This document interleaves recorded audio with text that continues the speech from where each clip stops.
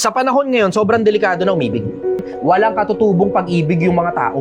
Eh yung katutubong pag-ibig kasi, inibig mo ng isang beses habang buhay na yun. Wala na kasi yung panahon na kapag may problema, inaayos pa. Ngayon pag may problema, hindi, ama na, okay lang, madali mahuhanap ng kapalit eh.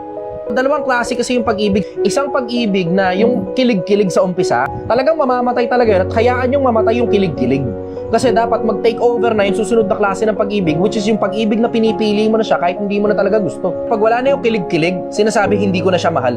Akala mo kasing klase ng pagmamahal, yun lang ang akala mong pagmamahal, yung pagmamahal na may kilig-kilig lang.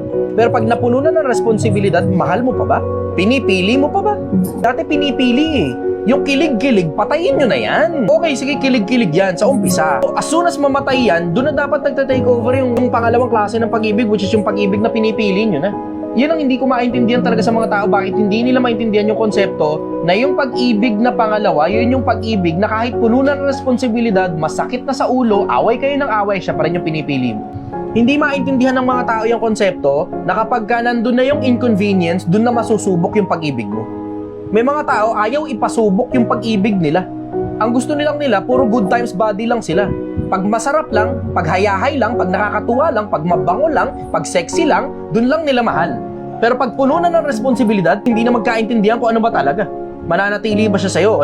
Matuto kayo ng konsepto ng totoong pag-ibig. Na yung totoong pag-ibig na yun, pinipili mo siya, hindi na importante kung mabaho na, hindi na importante kung mataba na, hindi na importante kung ano pa ang itsura niya, hindi na importante lahat ng bagay, basta siya yung pinili mo ng una, siya na yung pipiliin mo hanggang dulo. How I wish if people will understand it, relationships will last longer.